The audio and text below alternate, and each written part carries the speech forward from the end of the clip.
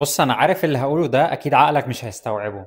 يعني ايه شقة بمقدم 100,000 و24,000 قسط كل شهر على 12 سنة من غير اي دفعات؟ المقدم ده كنا بنسمع ان هو بيدفع قسط شهري لغرفتين او 3 غرف في التجمع. النهاردة بالمقدم ده 100,000 وقسط 25,000 كل شهر على 12 سنة من غير اي دفعات، تقدر تاخد 3 غرف في اهم لوكيشن في الار 8 في العاصمة الإدارية. المطور هي شركة دومينار. شركة دومينار تبع مجموعة فوزي خطاب العقارية، من الشركات المهمة جدا في العاصمة دلوقتي.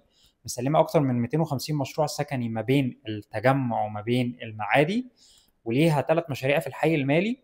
منهم مشروع متسلم قبل ميعاده ب6 شهور، ومشروع متباع يوم التسكين بالكامل، وده أول كومباوند نازلين بيه في الار 8 في أهم لوكيشن، قطعة ام 4 مساحة 31 فدان. ال3 بيد معاهم هتبدأ من أول مقدم 100,000 وقسط 24,000 كل شهر.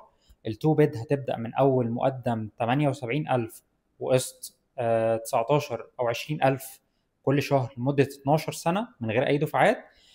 والغرفة من أول مقدم 40,000 وقسط 10,000 كل شهر. المشروع عليه ديماند رهيب.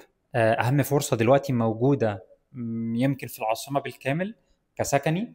لو حابب تلحق الفرصة ابعت لي، هبعت لك الحساب البنكي قبل أي حد، ونلحق دور بدري لأن ده هيفرق معاك في سعر المتر. مستنيك، كلمني.